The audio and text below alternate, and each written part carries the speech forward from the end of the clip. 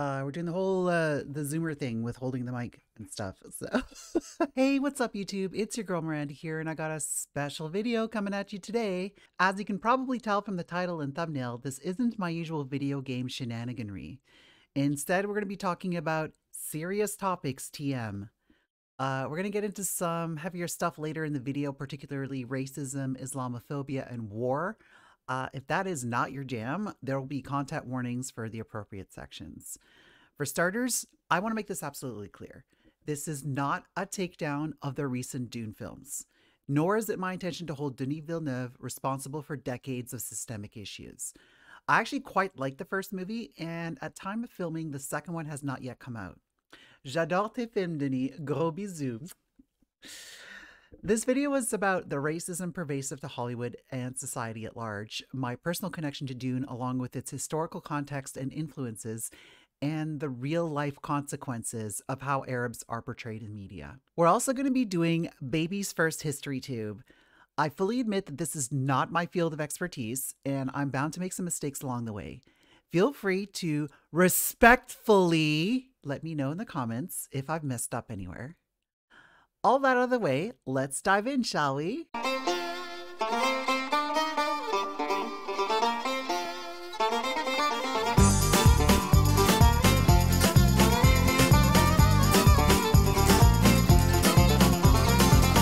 يتسايا الحكومة في مضبر نفس الزعامة الزجاون الفهامة.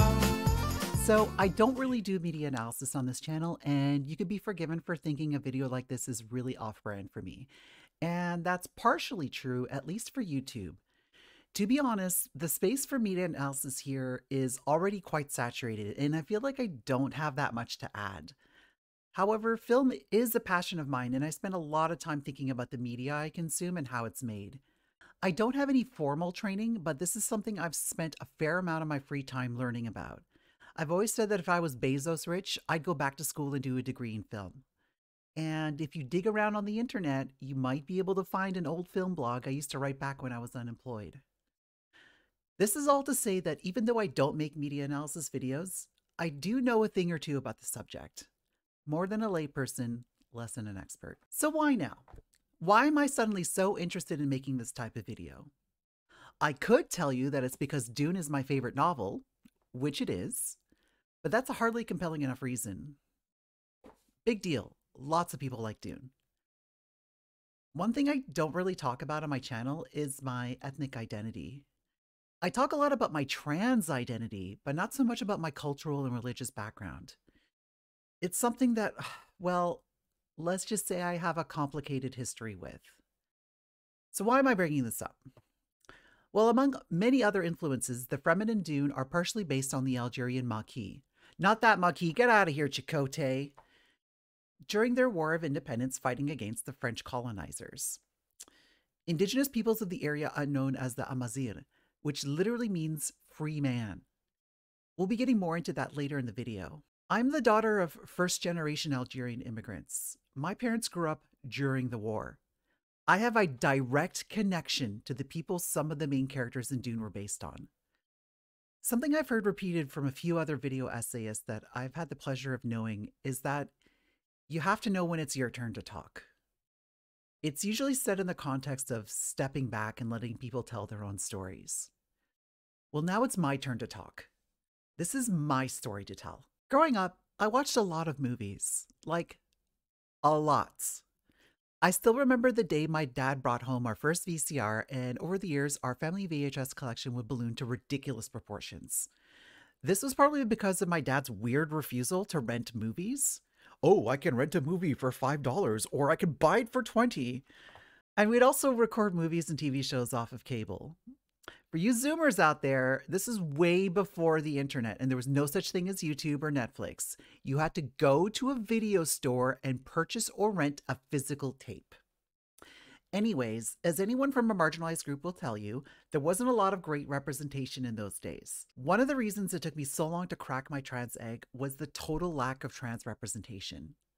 Heck, the only ones I do remember were Psycho, Silence of the Lambs, and Ace Ventura: Pet Detective. All of which are deeply problematic. I have a whole video on how I crack my eggs, so I'm not going to dwell on it here. Arab and Muslim representation was arguably worse. And anything I have to say throughout this video can easily be applied to South Asians as well. I'm just choosing to focus on Arabs because, well, I'm Arab and not South Asian. Something I'll get into later, yeah, but Hollywood has this annoying habit of treating all brown people as interchangeable. But yes, we browns only get to exist as villains and terrorists, if we get to exist at all. I mean, check this out.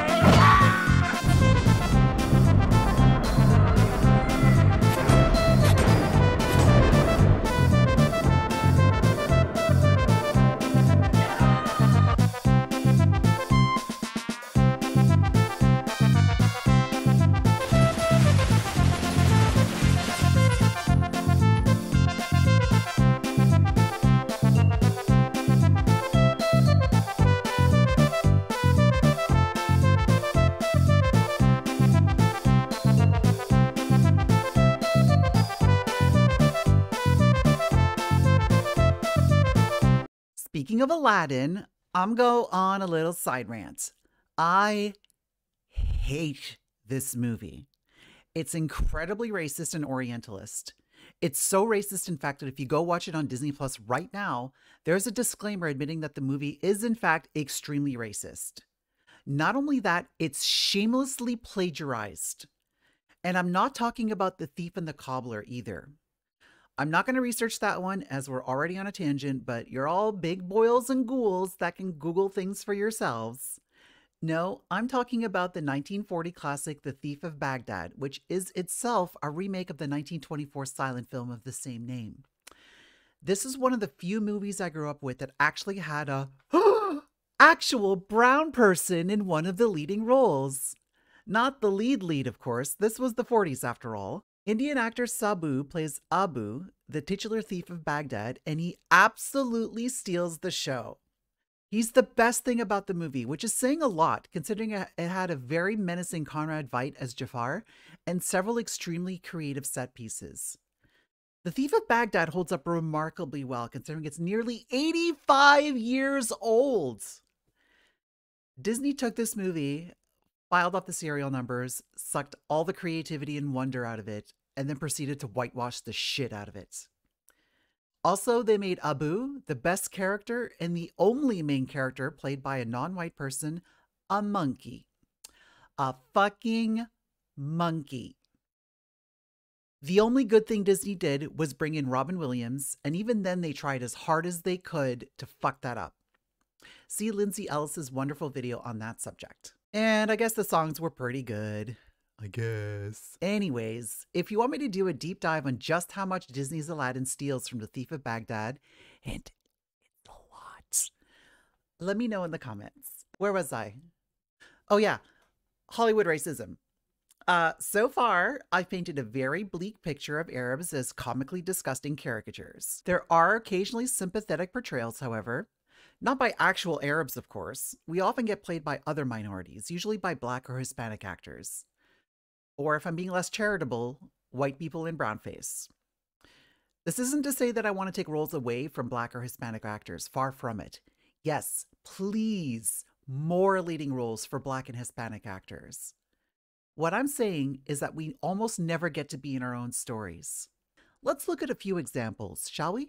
We've already talked about The Thief of Baghdad. And as much as I love that film, and as much as it was remarkably progressive for its time, it still had two white leads in brownface. Hey, it was the 40s. It was a different era.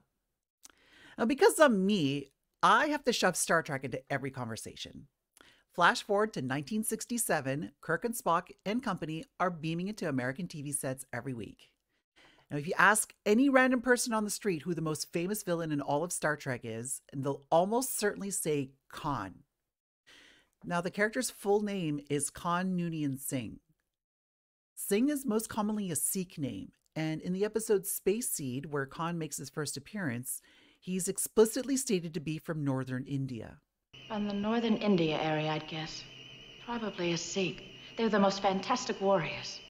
So, of course, he's played by a Mexican actor, because all Browns are interchangeable. Now, don't get me wrong, Ricardo Montalban is fucking amazing, and he's 100% the reason the character has endured for so long. I mean, at least it wasn't a white actor in brownface, right? But hey, it was the 60s. It was a different era. In 2009, Star Trek had been rebooted with a fresh new cast. So of course, we have to bring back the most popular villain for the sequel. It's been 45 years. Surely, by now, we've learned our lessons. Oh.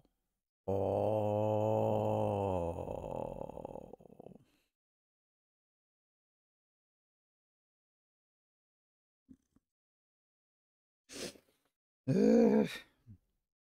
Listen, I love Humperdinck Cabbage Patch. I think he's a fantastic actor. But he's also the whitest motherfucker that ever lived.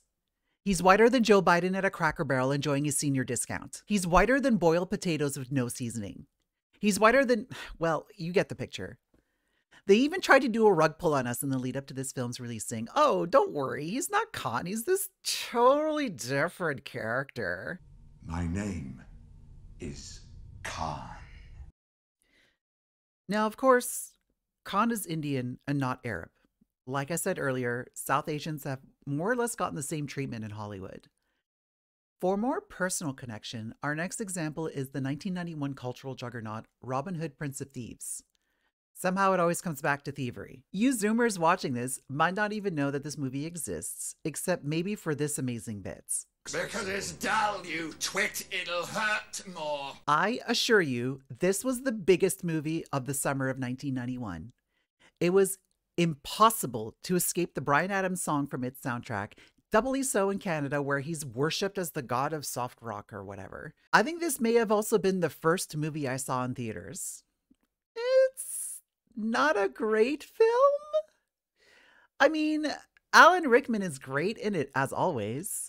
The reason I'm bringing it up is that one of the supporting characters, Azim, is described to be a Moor in the film. What manner of name is Azim? Irish? Cornish? Moorish. Moor is kind of a nebulous term. It can either mean Arabs of the Maghreb and the Iberian Peninsula, or it can just refer to Muslims in general. In any case, Azim is clearly coded to be an Arab character. So of course, he's played by a Black American actor. And again, no shade to the great Morgan Freeman, and I hate to belabor this point, but Black people and Arabs are not interchangeable. As a 10-year-old kid, of course, I didn't understand any of that nuance. I thought Azim was the coolest character ever.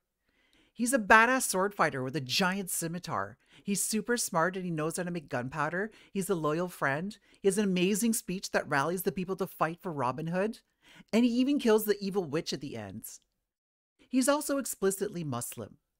He refuses to drink when offered alcohol, and he prays, just like my dad does. Even his name, Azim, is very similar to my dead name. I wanted to be Azim. He was one of the first characters I saw in a movie that was even remotely similar to my ethnic identity. And yet, he didn't look like me.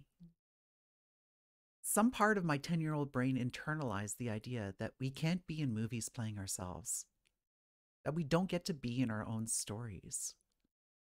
And let me tell you, that sucks. It's something that was reinforced time and time again. Let's take another example. The 13th Warrior, an adaptation of Eaters of the Dead by Michael Crichton. The lead character is Ahmad ibn Fadlan, loosely based on the real historical figure of the same name. Again, an Arab and Muslim character, this time played by a Spanish actor. This brings us to Dune. Back in the 80s, we had the David Lynch film. And well, it's a film that exists.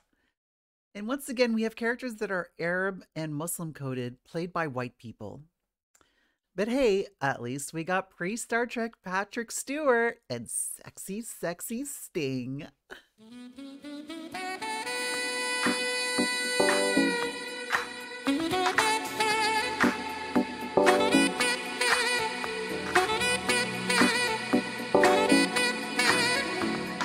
It's 2021. There's a new Dune directed by hotshot director Denis Villeneuve. It's been nearly 40 years since the last feature film adaptation. Yeah, I know about the miniseries. Surely, by now, we've learned our lessons.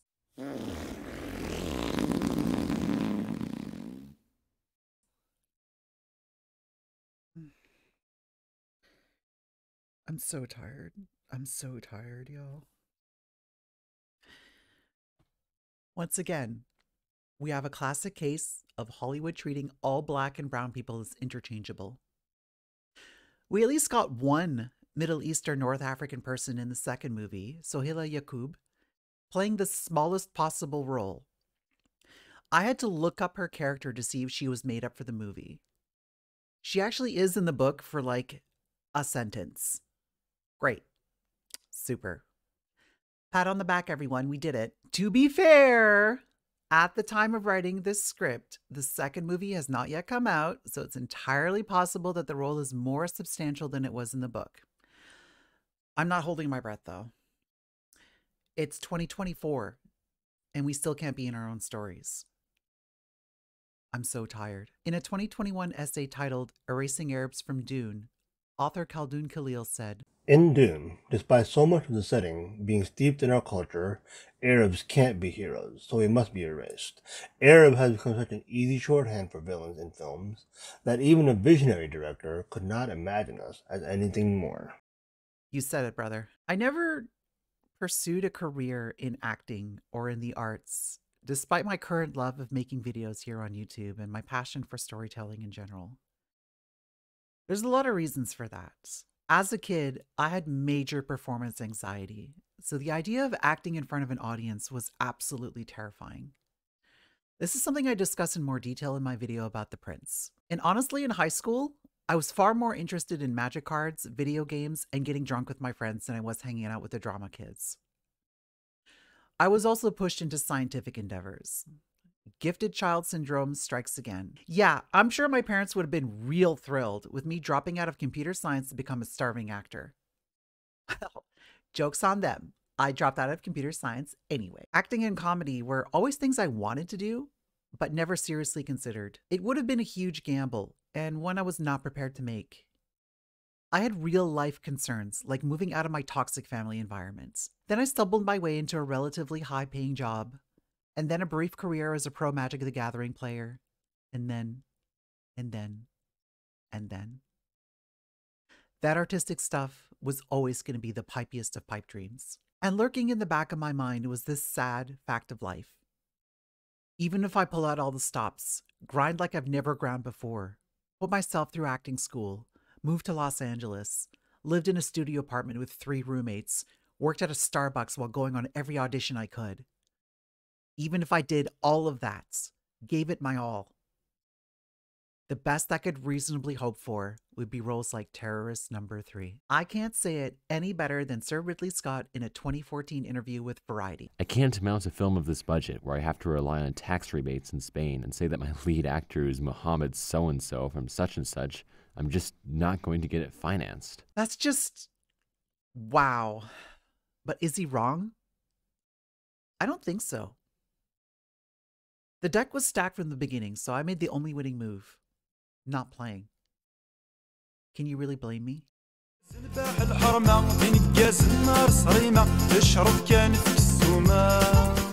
Oh yeah, I guess I should talk about Dune in my Dune essay.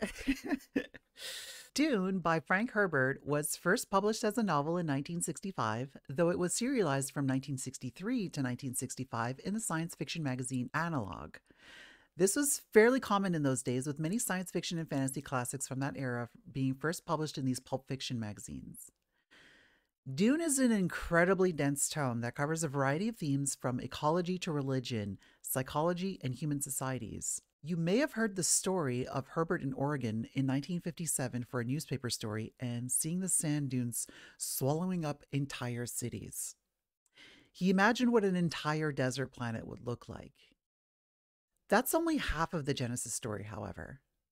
In an interview with Timothy O'Reilly, Herbert says, "It began with a concept, to do a long novel about the messianic convulsions which periodically inflict themselves on human societies. I had this idea that superheroes were disastrous for humans." Herbert set out to create the most ideal Campbellian monomythical heroic being possible in the character of Paul Atreides. Paul is the most noble, the most good, the most heroic man that can exist in this universe. He's a Superman among supermen and superwomen. O'Reilly observes, "For how could Herbert begin to search out the flaws in the concept of the hero unless he presented its perfect exemplar, with no faults of his own to cloud the issue? In order for the novel to reach the level of insight at which the fundamental nature of the messianic flaw becomes apparent, Paul had to develop into a hero in whom not just the Fremen, but Herbert's readers could believe." Herbert created a hero out of one of Joseph Campbell's wet dreams and then proceeded to tear him down. O'Reilly goes on to explain, "To Herbert, the hero mystique is symptomatic of a deadly pathology in contemporary society, a compulsive yearning for easy answers. As long as men are looking for simple solutions to their problems, they will give over their ability to think for themselves to the first person who comes along and promises a solution. The Dune trilogy is an attempt to unveil that pattern and, in some small part, to change it." For more on why the Joseph Campbell monomyth is so stinky, I highly recommend Jesse Gender and Aaron Ock's amazing magnum opus on the subject. Dune grew out of a wide variety of influences, but Herbert was particularly interested in real-life stories of colonized peoples fighting against their oppressors. The most obvious one being the Arab revolt against the Ottoman Empire during World War I, as reported on by T.E. Lawrence and made famous in the film Lawrence of Arabia. I've never seen it, don't at me. There were others, of course. One that comes up a lot is the Caucasian War in the 19th century, fought between the Russian Empire and the indigenous Islamic peoples of the Northern Caucasus, as depicted in the 1960 biography of Imam Shamil, written by Lesley Blanch, titled The Sabres of Paradise. Dune was also written in the backdrop of the Cold War. It's no coincidence that the primary antagonists of the first novel, the Harkonnens, have a Russian-sounding name. This was a deliberate choice to evoke the reader's prejudices at the time. This era of world history was marked by several decolonization wars, i.e., conflicts of occupied peoples fighting against their colonial oppressors. The one I want to zero in on for this video was the conflict contemporaneous to the writing of Dune, the 1954 to 1962 Algerian War of Independence fought between the French and the Maquis group Front de Libération Nationale, or FLN. Algeria is a country many of you watching might not have ever heard of. Frequently, when I'm asked where I'm from, no, where are you really from? And I say that my parents are from Algeria, I get blank stares, and then I have to go on to explain where it is. Located in the Maghreb region of North Africa with a coastline on the southwest Mediterranean, Algeria is a majority Muslim nation with a population of mostly Arabs, although there is also a sizable minority of indigenous Amazigh. Historically, it's been part of several empires, including the Roman Empire, the Ottoman Empire, and most recently, the French colonial empire. Algeria wasn't just a French colony. It was the French colony, the crown jewel of France's overseas holdings, considered a part of France herself. As historian Matthew Connelly observes, with nearly 1 million European colonists and immense oil and natural gas reserves, Algeria was an integral part not only of France, but also of the emerging European strategic and economic community. It's not hard to draw parallels between French Algeria and Arrakis, with their desert environments and the spice mélange being a clear analog to oil. The Fremen of Dune are unambiguously Arab-coded, and even the name, as I mentioned earlier, is a reference to the indigenous peoples of North Africa. Paul Atreides' elite warriors, death commandos called the Fedaykin, are references to the FLN's Fidai, Algerian death volunteers. Paul's war cry, Ya, Ya, Shohada, translated in the book as Long Live the Fighters. Long live the fighters! Is a real Arabic phrase meaning long live the martyrs, chanted in the streets of Algiers at the conclusion of the war. Are we going to do a deep dive on the Algerian War of Independence? Yup. Well, okay, maybe not a full recounting of the war, otherwise this video would be 12 hours long. But I think it's important to at least get a surface level understanding of this conflict because of how much it influenced Dune. Now, before we proceed, I want to make it clear that I'm not saying this was the sole influence for Dune and the Fremen. That would be extremely reductionist. Herbert had an eclectic array of interests, and in truth, he was influenced by a lot of different people and stories. I certainly don't want to minimize the many other real-life cultures of the world that influenced the novel. I'm only choosing to focus on this one because of my personal connection. And one last thing I want to make clear. While I'm going to be talking a lot about the FLN, my intent is not to glorify them. They did a lot of shitty things both during and after the war. The French were not the only ones to commit war crimes. If this topic interests you, I recommend reading the sources I've linked below to get a more complete understanding than I could ever provide.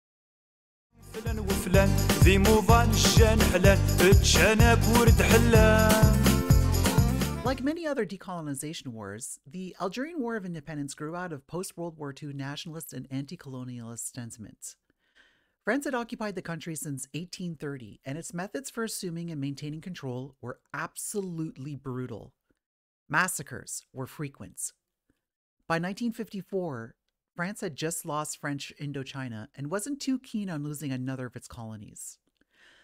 As discussed earlier, Algeria wasn't just any colony, it was part of France. And France was going to fight tooth and nail to keep it. Muslim Arabs had been treated like subhuman savages and second-class citizens.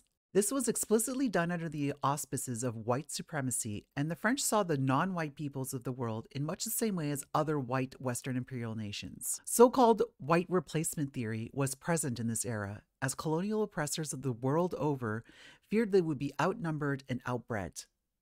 Connelly writes, Even before demographic trends turned against them, Europeans and Americans had begun to imagine a global race war in much the same way. From Hermann Nachfess's famous painting of Die Gelbe Gefahr through American Yellow Peril novels, non-whites were depicted as a faceless, nameless mob that threatened to submerge Western civilization.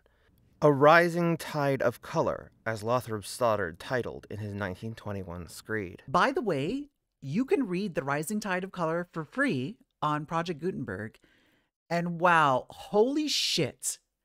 Just the introduction written by noted white supremacist and eugenics enjoyer Madison Grant make Mein Kampf and Birth of a Nation seem tame in comparison. Democratic ideals among an homogeneous population of Nordic blood is in England or America's one thing, but it's quite another for the white man to share his blood with or entrust his ideals to brown, yellow, black, or red men. This is suicide pure and simple, and the first victim of this amazing folly will be the white man himself. Wow, that last quote is every time I have to read the, racist weirdos stuff, I'm just like, ugh. It only gets worse from there. You can't make this shit up. And while these views seem extreme by today's standards, they didn't simply disappear overnight. They only evolved. Turn on BBC or Fox News today and you'll find today's politicians spouting a watered-down version of this anti-immigrant white supremacist rhetoric. Was Enoch Powell's infamous 1968 Rivers of Blood speech really all that different from what today's anti-immigration Tories in the UK are spouting? Is it all that different from Donald Trump's drivel? During the Algerian War, then President of France, Charles de Gaulle, espoused similar views, as noted by Middle East Forum President Daniel Pipes in an article for History News Network in 2013. In a 1959 speech, de Gaulle had this to say about Algerians living in France. C'est très bien qu'il y ait des Français jaunes, des Français noirs, des Français bruns. Ils montrent que la France est ouverte à toutes les races et qu'elle a une vocation universelle, mais à condition qu'il reste une petite minorité. Sinon, la France ne serait plus la France. Nous sommes quand même avant tout un peuple européen de race blanche, de culture grecque et latine et de religion chrétienne. Qu'on ne se raconte pas des histoires. Les musulmans, vous êtes allés les voir? Vous les avez regardés avec leurs turbans, leurs djellabas? Vous voyez bien que ce ne sont pas des Français. Ceux qui prônent l'intégration ont une cervelle de colibri. Essayez d'intégrer de l'huile et du vinaigre. Agitez la bouteille. Au bout d'un moment, ils se séparent de nouveau. Les Arabes sont les Arabes, les Français sont des Français. Vous croyez que le corps français peut absorber 10 millions de musulmans, qui demain seront 20 millions, après-demain 40? Si nous faisons l'intégration, si tous les Arabes et les Berbères d'Algérie étaient considérés comme des Français, les empêcherez-vous de venir s'installer en métropole alors que le niveau de vie est tellement plus élevé? Mon village n'apparaît plus colombé des deux églises, mais colombé les deux mosquées. The way de Gaulle talks about the white man, the brown man, the yellow man, the black man, is torn right from the pages of The Rising Tide of Color. I'm not saying that makes him a white supremacist, but I'm also not saying it. And yet, he remains a respected, if controversial, figure in France. I mean, the fucking airport is named after him. A full recounting of his deeds and misdeeds is outside the scope of this video, and I'm hardly an expert on the subject. But I think it's fair to say that many of the skeletons that France would prefer to hide belong to Charles de Gaulle. Getting back to Algeria, these racialized attitudes towards Arabs and Muslims were very common. Historian Natalia Vince describes these stereotypes. The Muslim Arab man, often collectively and pejoratively referred to as Muhammad, was characterized as fanatical and violent, polygamous patriarch. His female counterpart, Fatma, many settlers also use this term to refer to their domestic servants, was alternatively submissive, oppressed, and silenced, or an exotic, titillating, veiled mystery. Let's now set the scene for how the Algerian War started. As I mentioned before, in 1954, France had just lost its colonies in Southeast Asia. By this time, Algeria had been under French occupation for over 120 years. Since World War II, nationalist uprisings were brutally put down with state-sponsored terrorist groups. 9 years earlier, in the spring of 1945, the French colonial army, along with police and settlers, Pieds Noirs as they were called, massacred anti-colonialism protesters in the towns of Sétif, Guelma, and Kherata. Between 6,000 and 30,000 people were killed. You might be asking by now, well, so what? What does this history lesson have to do with Dune? It's just like a movie, man. And I mean, sure, at the end of the day, it is just a movie. Actors, directors, and set designers aren't out there saving lives, researching deadly diseases, or passing laws. It's just showbiz. Or is it? Media shapes how we view the world. If the only image you're ever shown of an Arab is that of a gun-toting terrorist, then that's how you're going to view us. If the only image of a trans woman you're shown is that of a serial killer, then that's how you're going to view us. This is doubly true for science fiction. You can tell a lot about a creator's biases by who they allow to be in the future. I grew up watching a lot of old movies on the late-night sci-fi channel, and in those movies, the future was overwhelmingly white. People like me don't get to be in the future. Author N.K. Jemisin talks about watching The Twilight Zone and Star Trek as a kid in her 2012 essay, Dreaming Awake. It was, for me, a lesson in how hard it was to dream of the future when every depiction of it said you don't have one. The myth that Star Trek planted in my mind, people like me exist in the future, but there are only a few of us. Something's obviously going to kill off a few billion people of color and the majority of women in the next few centuries. And despite it being, you know, the future, my descendants' career options are going to be even more limited than my own. So yeah, Dune is a movie, but it's not just a movie. And again, it's not my intention to lay decades of anti-Arab racism at Villeneuve's feet. This is just the latest example of Arab and Muslim erasure in Hollywood. What I am saying is that this shit has real consequences. Don't believe me? Let's look at the role of radio in the Algerian War. In 1954, the most common mass media was radio. Radio and newspapers were how the people were informed and entertained. Although television was around by then, it didn't have widespread adoption among the generally poorer and more rural Arabs. More well-to-do Arabs that did own radios didn't tune in to local broadcasts for the simple reason that it was the voice of the occupier. The official radio station was Radio Alger, and the only people that listened to it were the European settlers, the Pieds Noirs. The French language itself was a weapon against the Arabs. As Frantz Fanon notes in his 1959 book L'Enceinte de la Révolution Algérienne, Radio Alger is regarded by the Algerian as the spokesman of the colonial world. Before the war, the Algerian, with his own brand of humour, had defined Radio Alger as Frenchmen speaking to Frenchmen. The French language was a language of occupation, a vehicle of the oppressing power. Every French expression referring to the Algerian had a humiliating content. Every French speech heard was an order, a threat, or an insult. In the colonial society, Radio Alger was not just one among a number of voices, it was the voice of the occupier. Tuning in to Radio Alger amounted to accepting domination. It amounted to exhibiting one's desire to live on good terms with oppression. It meant giving in to the enemy. The acquiring of a radio handed the colonized over to the enemy's system and prepared for the banishing of hope from his heart. After World War II, Arabs started purchasing radios but only tuned in to Arab and foreign stations. Radio Alger was only listened to for the music.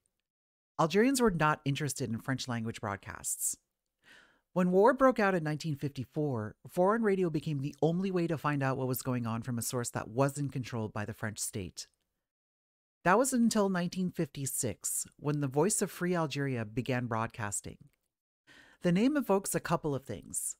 First, the Voice of America, the United States' international radio broadcast, although some would call it propaganda. Second, and I admit I'm being a little facetious here, is the voice of the Dune series.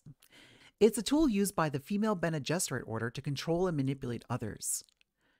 I'm sure that the similarity in names is entirely coincidental. Still, the mixed imagery is one that I find amusing. Back to the Voice of Free Algeria, the FLN's broadcasts galvanized the nation. Suddenly, radios were selling like gangbusters. Everyone wanted to tune into the Voice. Buying a radio was a signal of nationalist sympathies. It was the radio that enabled the Voice to take root in the villages and on the hills. Having a radio seriously meant going to war. That's when the war wasn't just a war fought with guns and bombs.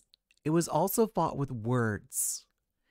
It became a propaganda war, and the victor was going to be whoever could win over hearts and minds. Not just domestically or within France either. The FLN successfully began winning over foreign powers, including the United States, framing the conflict as the normal course of the historical evolution of humanity, which no longer accepts the existence of captive nations. The French were losing this battle of words. They tried jamming the Voice. That didn't work. They tried painting Algerians as bloodthirsty savages waging a jihad. That sort of worked. While Arabic radio services did encourage attacks on the colonial powers, the Algerian case shows how their message was manipulated to appear more like mere bloodlust. Thus, when French propagandists found the voice of the Arabs insufficiently inflammatory, they cited carefully edited excerpts from Radio Damascus instead. Rather than reproducing the full sentence, "Kill them without pity and without commiseration, as they have killed your brothers without pity and without consideration," they quoted the broadcast as saying simply, "kill them," and characterized it as a call for holy war. Yet to the extent that the French succeeded in representing their struggle as a race war, or jihad, they hurt themselves more than the Algerians. The image of an anarchic and implacably anti-Western Algeria, ever present in Western conceptions, only undermined their argument that it could be pacified, prosperous, and remain an integral part of France. France was losing the propaganda war both in Algeria and abroad, and then it began losing it at home. By 1961, there were something like 150,000 Algerians living in Paris. These were not refugees or undocumented migrants. They were French citizens. Although even if they weren't citizens, that didn't justify how they were treated by the French police. There were daily raids on anyone that even looked Algerian, which included other Arabs of the Maghreb region, but also darker-skinned Europeans like the Spanish or the Italians. For the past 3 years, the chief of police, Maurice Papon, a former Vichy official, followed the example of Nazi Germany. That's not an exaggeration. The man was literally a Nazi collaborator, and contemporary accounts compared his police force to the Gestapo. Torture, extrajudicial killings, even a fucking concentration camp or two. Parisian police officers would often brag about the abuse and murder they inflicted, supposedly getting revenge for the FLN's attacks. On the 5th of October, 1961, the police announced a curfew. Not for the general population of Paris, only for the Algerians. There was considerable outrage at this nakedly racist policy. On October 17, a mass protest was planned to which the police responded to in force. Thousands of protesters were arrested and detained, sent to internment centers where they were tortured, beaten, or killed. Protesters that managed to avoid these raids began a peaceful demonstration. The police began shooting into the crowd. They threw the bodies into the Seine. Unidentified bodies would wash up on the riverbanks for weeks afterwards. Between 200 and 300 people were killed, although we'll never get an exact count due to the French government covering up the scale of the massacre. It wasn't officially acknowledged until 1998, and even then the government only admitted to a few dozen deaths. Conditions that led to this massacre still exist today. Anti-Arab racism is still endemic to French society, particularly among the police. Many Algerians in the Paris area live in subsidized housing estates in ghettoized outskirts of the city, the so-called banlieue. In an article for The Guardian, Nabila Ramdani writes, "As during the Nationalist War, French Algerians are still encouraged to stay out of tourist Paris. Curfews are regularly imposed on the estates, with armored vehicles filled with paramilitaries moving in during disturbances. When particularly heavy rioting broke out in 2005, the then Interior Minister Nicolas Sarkozy imposed a state of emergency. Like the curfews, it was based on Algerian war legislation from 1955. I went to Paris in the early 2000s with my dad to visit his family. We spent a good chunk of time in one of these banlieues, and let me tell you, the difference between the romanticized City of Light and areas where people like me are forced to live is night and day." Incidentally, Maurice Papon would later go to prison for crimes against humanity once it became known what he got up to during the Vichy years.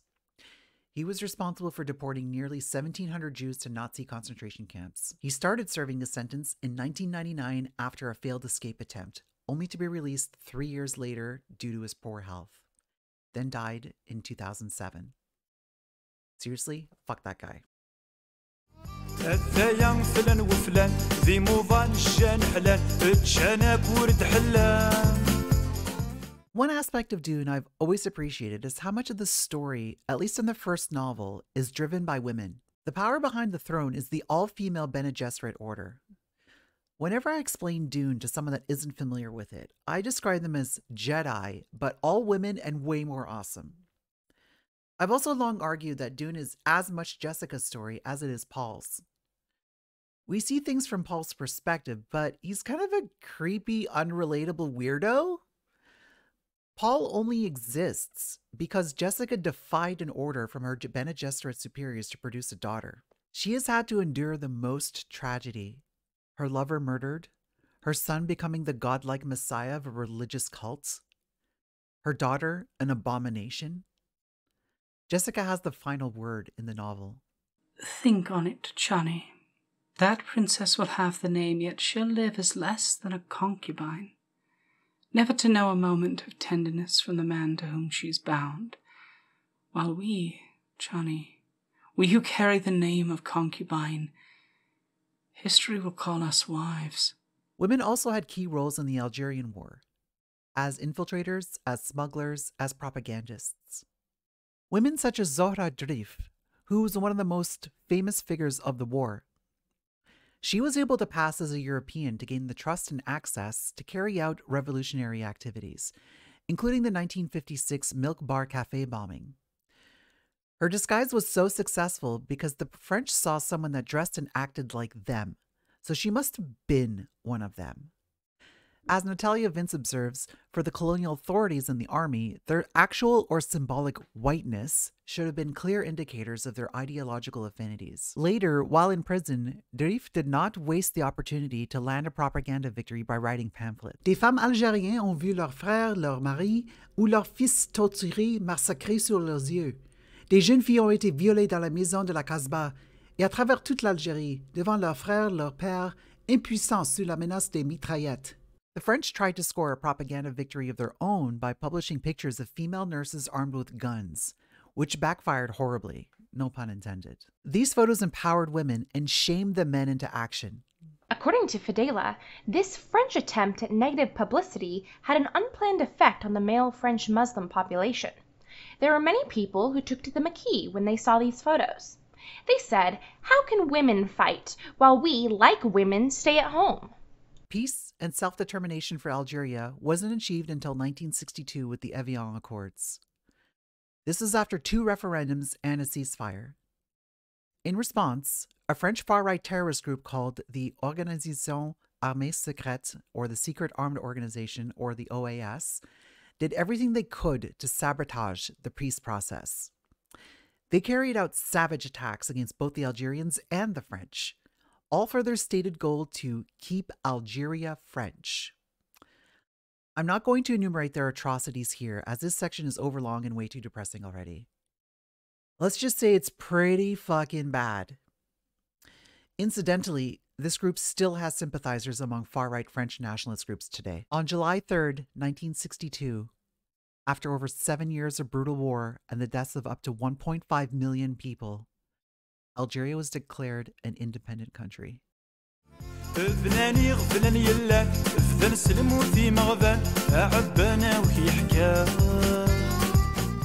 Earlier in the video, I mentioned that I have a complicated relationship with my ethnic and cultural identity.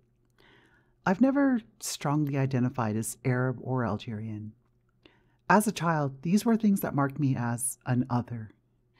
Even as an adult, I unironically refer to myself as a citizen of the world. Nationalism and an inflated sense of pride over one's culture are things that make me feel icky.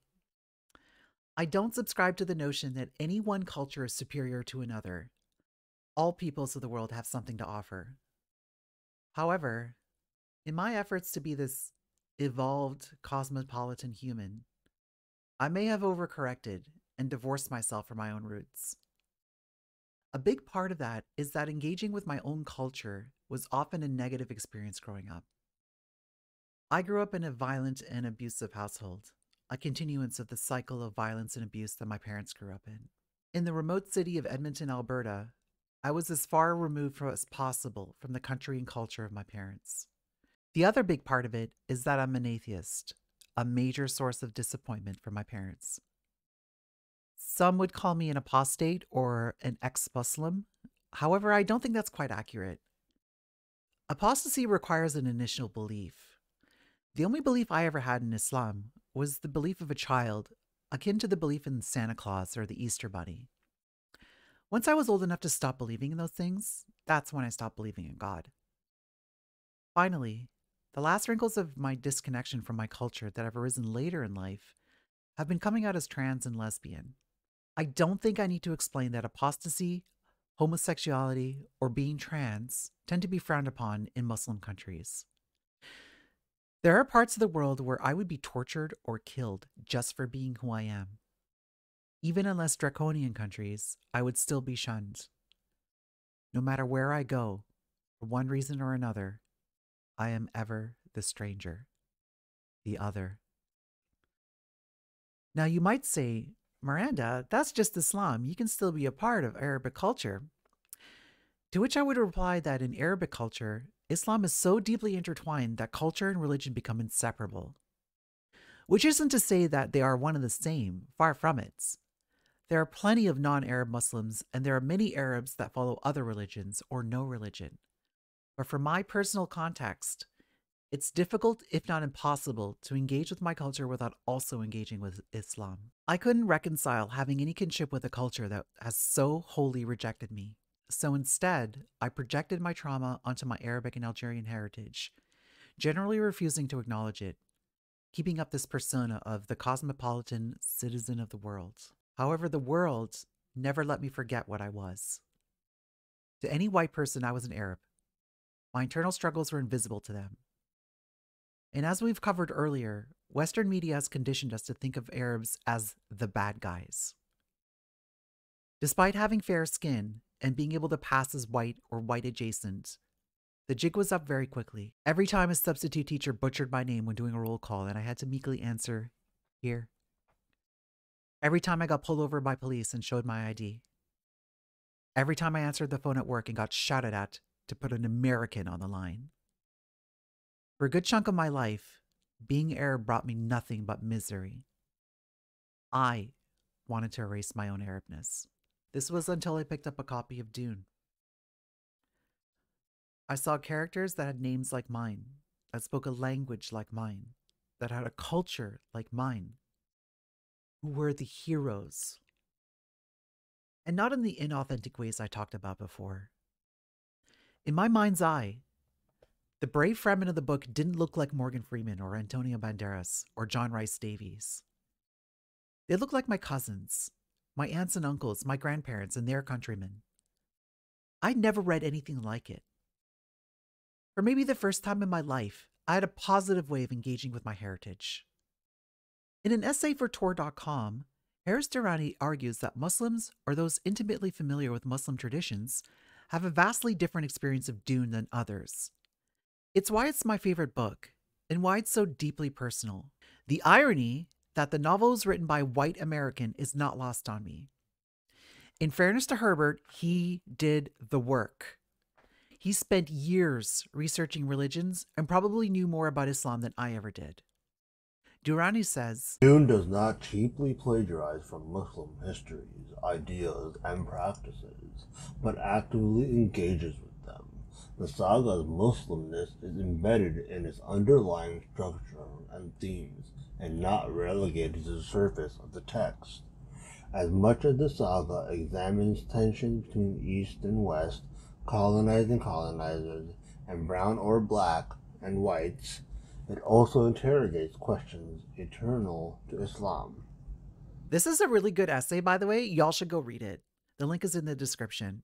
In fact, y'all should go read all the works I've cited. If I can break character for a moment, I went through everything in my bibliography apart from the novels over my Christmas break, and they were fascinating reads. If any of the topics I've talked about in this video interest you and you want to learn more, you could start by reading the papers and articles I've linked below. Anyways, I hope I've clearly established that Dune is an Arab story. It's a Muslim story. It's a lot of other things too, but those elements are so intrinsic to the soul of Dune that you can't simply erase them without also erasing the soul of Dune, which is why I'm so incensed that Villeneuve has done exactly that with his films. Almost all traces of Arabness and Muslimness have been stripped away. Not just the casting issues we talked about earlier. The very language of the Fremen in the films has been de-Arabized, de-Islamicized. Paul's war cry, Ya, Ya, Shohada, morphed into gibberish. Perhaps the most egregious of all is one subtle change, transforming Paul's jihad into Paul's crusade.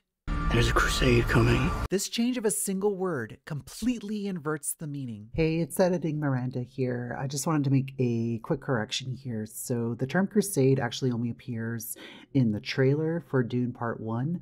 And it was actually changed in the final cut of the film. It does appear in the script. So I do believe it was the original intention of the writers of the film to use the term crusade instead of jihad. But in the final cut of the film, they just simply refer to it as a holy war. So I think that's my overall point still stands, but to be fair to the film, they don't actually use the term crusade in Dune Part 1. I'm also recording this before seeing Dune Part 2, so maybe I'll record this again. Dune is a story of Arabic and Muslim-coded characters fighting a jihad against their white-coded colonial oppressors. The Muslims of the Caucasus didn't fight a crusade against the Russians. They fought a jihad. The Arabs didn't fight a crusade against the Ottomans. They fought a jihad. And the Algerians sure as shit fought a jihad against the French. The Crusades, on the other hand, were wars fought by Western white people to conquer and colonize lands Muslims lived on. We've gone from an anti-colonial message to the complete opposite.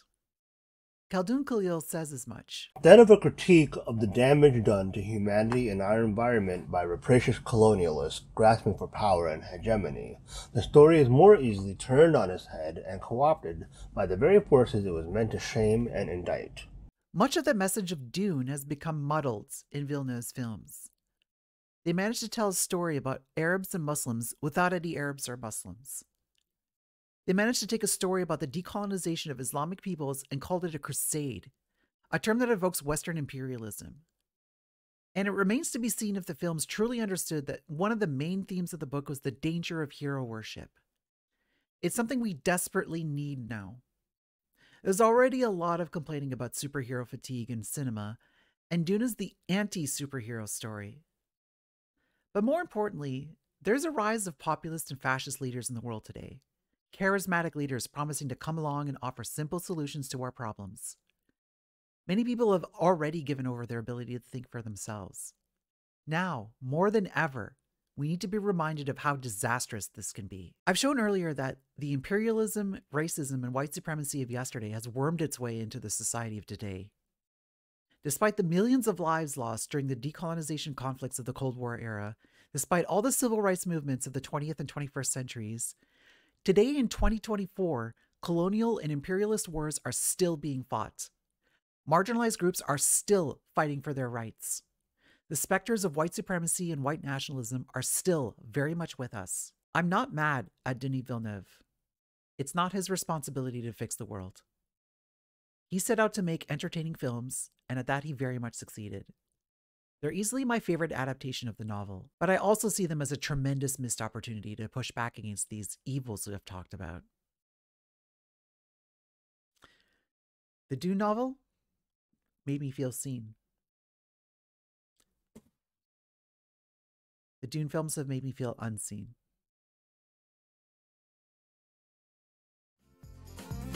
فناني غفلان يلان فذن سلموثي مغفان أعبانا وكي حكا العيا دي الدول وغرام يصداني ثمور في قدران إبنات القردة كيف كان كيف السنة رمضان.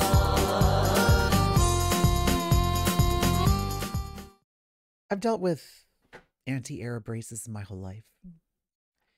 In the grand scheme of things, what I experienced was relatively mild. Microaggressions, name-calling, racial slurs, that sort of thing. I've done a pretty good job of looking and acting white, which is to say that I grew up in Canada with Canadian friends and Western sensibilities. I didn't hang out with other Arabs or Muslims, and I didn't go to the mosque. I was just like any other kid, except I had a name that marked me as different. It certainly didn't help that I went to a French Catholic school for 4 years where I was literally the only brown kid there. I remember, with crystal clarity, all the bullying I went through, even 30 years later. People calling me or sand, getting in fights, people knocking down books I was carrying, getting water dumped on my head as I bent down to pick them up. I remember all of their faces. I can't even remember the face of the first girl I kissed. But I remember all my junior high bullies. And somehow that was all okay. Hardly anyone ever spoke up. Certainly not the teachers or the staff. Racism against people like me was met with a shrug. This got a million times worse after 9/11, when that sort of thing went from being casually accepted to actively encouraged. 24, the most Bush-era post-9/11 show of all time, a show which I fully admit is a guilty pleasure, is a show that satisfied white people's desire for revenge against the terrorists. You could tune in every week to watch Jack Bauer torture a brown person. Ticking clock scenarios became something that people actually took seriously to justify real-life torture.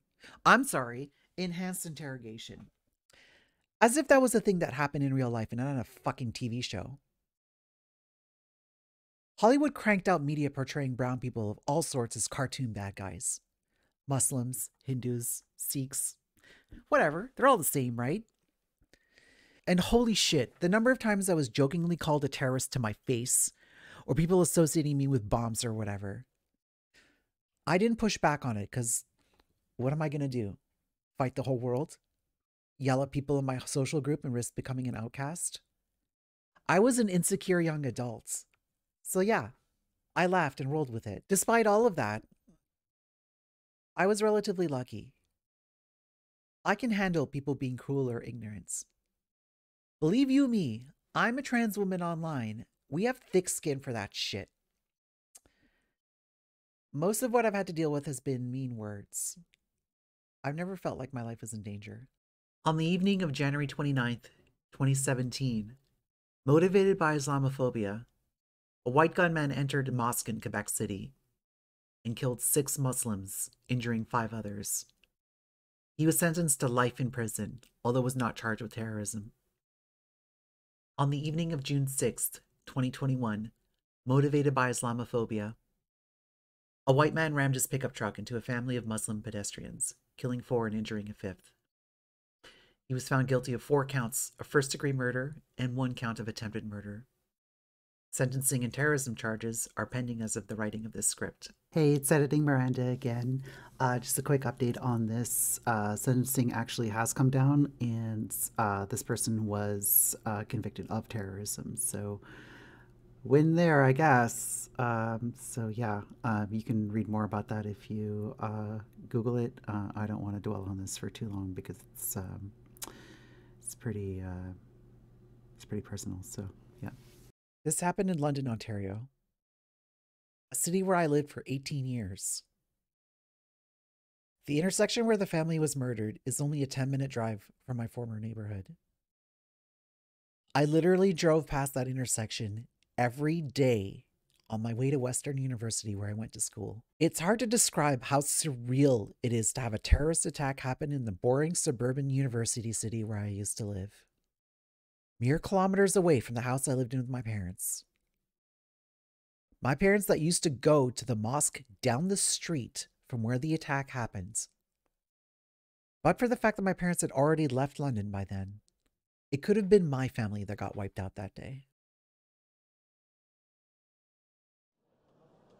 If I must die, you must live, to tell my story, to sell my things, to buy a piece of cloth and some strings. Make it white with a long tail, so that a child somewhere in Gaza, while looking heaven in the eye, awaiting his dad who lived in a blaze, and bid no one farewell, not even to his flesh, not even to himself, sees the kite, my kite you made, flying up above, and thinks for a moment an angel is there, bringing back love. If I must die, let it bring hope, let it be a tale.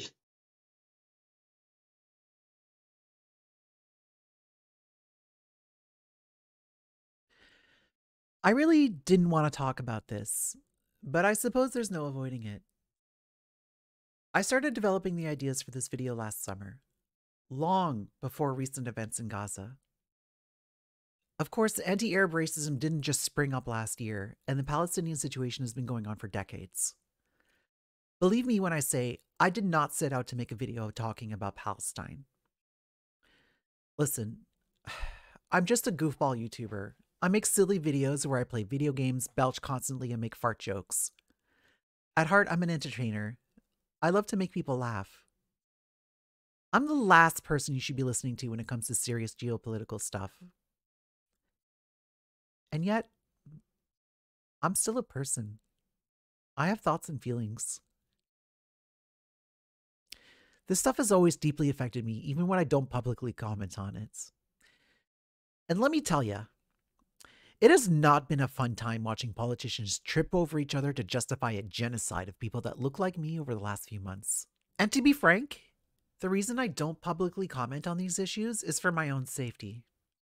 You don't need to search very long to find reprisals against anyone expressing pro-Palestinian sentiment. People have been harassed, fired, even murdered. I'm very conscious of the fact that the better this video does, the more harassment I'm likely to get. For being trans, for being Arab, for daring to say that maybe I'm just a random birthday mom, but I think genocide is bad. Hell, take your pick. But I can't stay silent. You've been watching this video for however long it is, and I've been talking about anti-Arab racism and its consequences. How can I not talk about what's going on right now? I'd be doing you, the audience, a disservice. I'd be doing myself a disservice. When I conceived of this video, I wanted to draw parallels between Dune, the war in Algeria, and my own experiences. The more research I did, the more I found myself drawing parallels between a war from over 60 years ago to one that's going on right now. It's a cycle that has repeated itself many times in the course of humanity's history. Like we saw earlier with Stoddard's The Rising Tide of Color in the 1920s, which echoed into American white supremacy and German fascism, which echoed into de Gaulle's and Powell's racist anti-immigrant speeches, which echoed into Trump's racism of today. It's the same story over and over. In some ways, Dune, and particularly its sequels, is a rejection of this cyclical nature of humanity. In Destination Void, another of Herbert's books, he remarks, "There's a serious question whether humans actually can break out of their self-regulated pattern. It takes audacious methods, indeed, to explore beyond that pattern." Herbert doesn't offer an answer to the question of what audacious methods humanity needs to undertake to break out of this destructive pattern. I sure as shit don't have a solution. And maybe that's the point. Maybe we need to stop looking to the first person we agree with that comes along and offers simple solutions to our problems. Maybe we need to stop putting our fates into the hands of singular heroes. If there is an answer out there, it's going to be in community and collective action. Maybe then with all of us working together, we can all be heroes.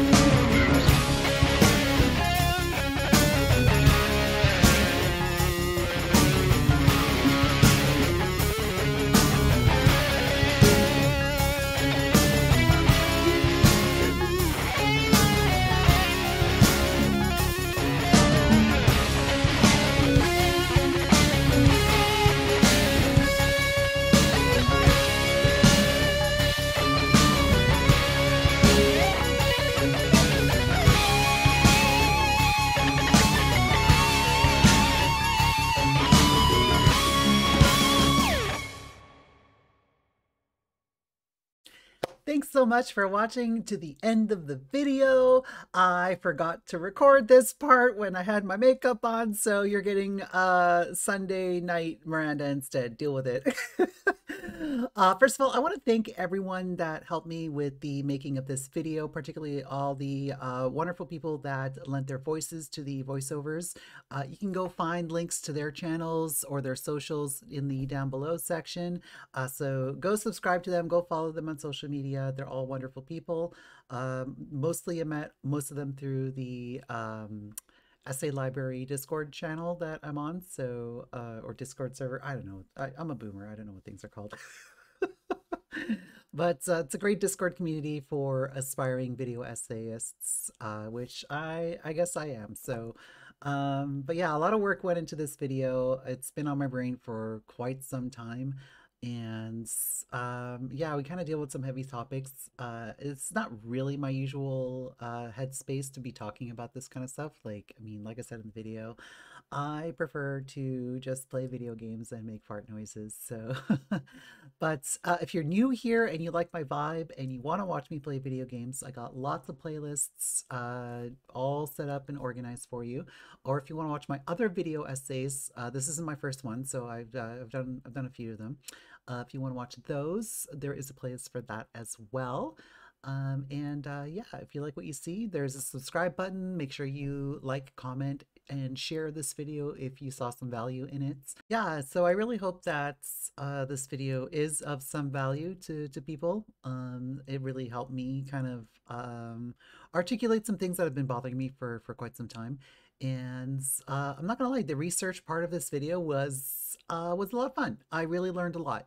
So everything that I researched, everything I reference is in the down below section. So feel free to check that out. So I really hope that you enjoyed the video, and if you did, make sure you like, share, comment, subscribe, all the YouTube stuff that, I mean, it's not your first day on YouTube, so, you know, do all the YouTube things that help with the almighty algorithms. So until next time, may thy blade chip and shatter.